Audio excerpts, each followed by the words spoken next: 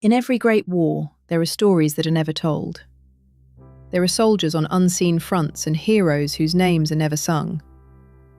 The world is so often dazzled by the light of a single champion, a chosen one, that it misses the steadfast walls that held back the darkness, just long enough for the dawn to finally break. I should know. I was one of those walls. Albus Dumbledore put the weight of the world on a boy's shoulders. And while Harry searched for the shadows Albus had sent him after, he was lost to us. In his absence, in that deafening silence, a tyrant claimed my school, my home. The world saw a fallen castle, but they didn't see its guardian. They didn't see the witch who stayed. While heroes fought in the open and legends were forged in secret, I was enduring a private hell. I didn't run. I didn't break. I held the line, utterly alone.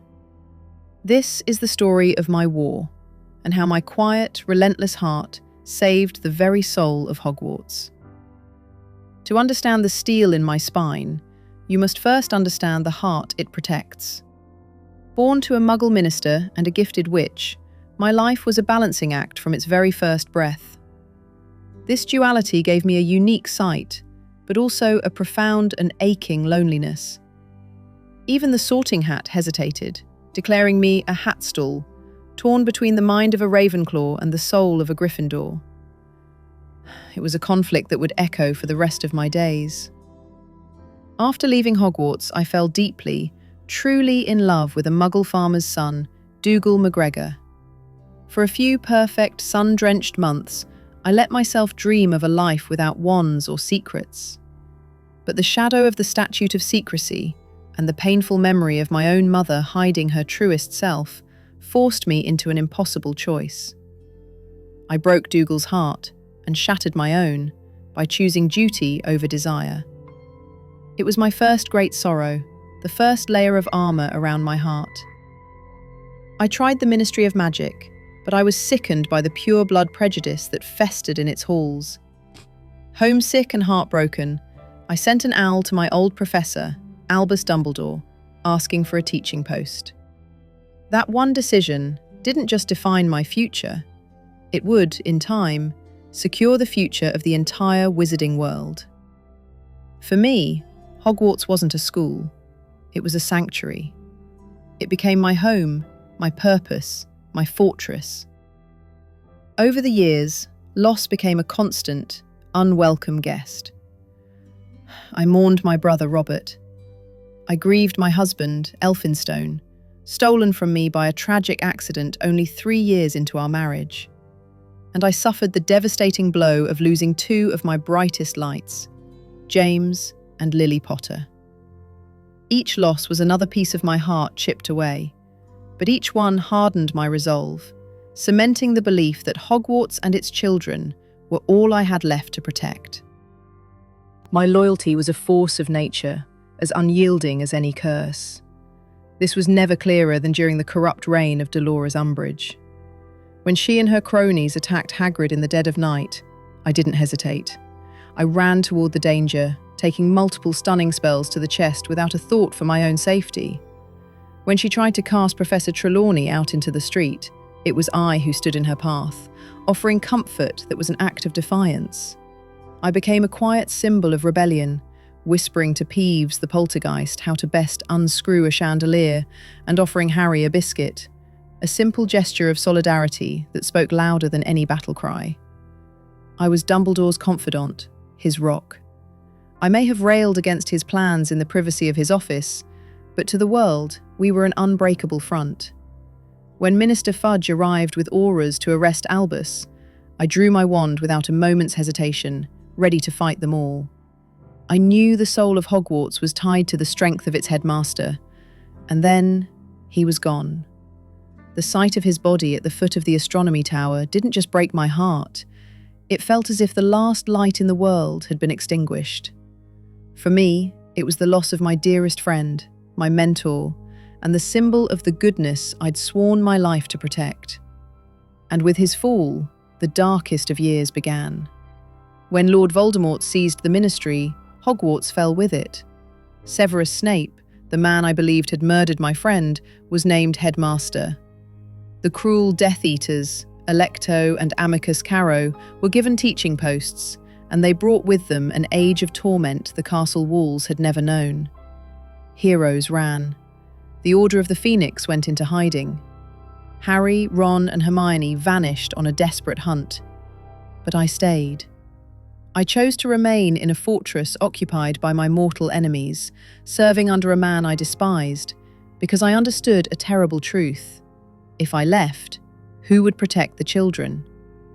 For the Death Eaters, keeping me there was a strategic choice, a way to monitor a known Order member. For me, it was an act of profound, soul-crushing sacrifice. That year was an education in agony. I had to watch as students were tortured for the smallest defiance. I saw the dark arts taught not as a cautionary tale, but as an instruction manual.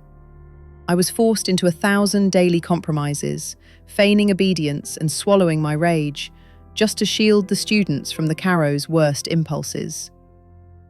The pain of it was a constant, silent scream inside me.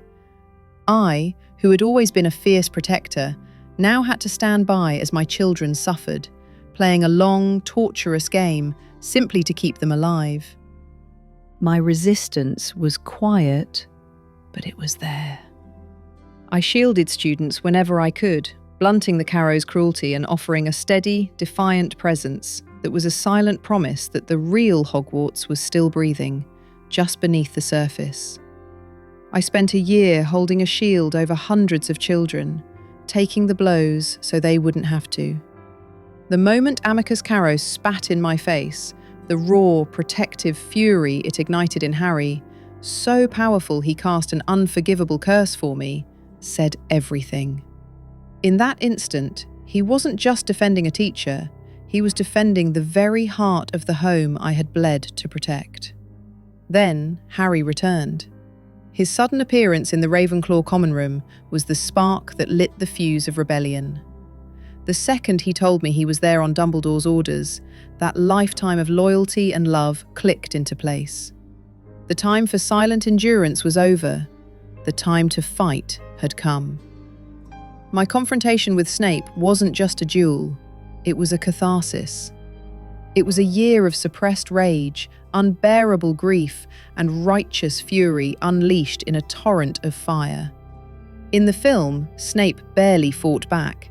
He was deflecting my spells to strike down the Caros behind him, a final, secret act of loyalty I couldn't have understood in my grief. With them defeated, he shattered a window and fled into the night. I had been a shield for so long. Now, at last, I had become the sword.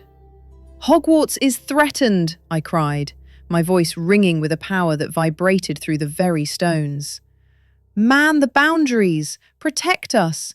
Do your duty to our school!" With a wave of my wand, the statues and suits of armour sprang to life, an army of stone guardians rising to defend their home. In that moment, I wasn't just a professor. I was the commander of Hogwarts, its true and final defender.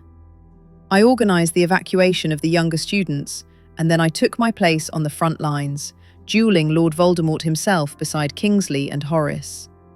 When the battle was over, when Hagrid carried what we all thought was Harry's lifeless body back to the castle, it was my scream of "No!" that voiced the despair of us all. It wasn't the cry of a teacher for her student. It was the howl of a mother for her child. Heroes run, legends fight. But I endured. Harry Potter was the boy who lived, the hero who struck the final blow. But I was the witch who stayed, the guardian who made sure there was a Hogwarts left for him to save. In the aftermath, as acting headmistress, I became its healer. I oversaw the rebuilding of its broken towers, and more importantly, the mending of its shattered spirit. I was never the chosen one. My story isn't about prophecy or destiny. It is about choice. It is about endurance. It is the quiet, unyielding proof that the greatest courage isn't always found in the heat of a final battle, but in the long, cold, and thankless duty of simply holding the line. I was, and always will be, the true mother of Hogwarts. What part of my story means the most to you? Let us know in the comments. And if you believe there are other unsung heroes of the wizarding world whose stories deserve to be told, make sure you like this video and subscribe for more deep dives into the lore you love. Thank you for watching.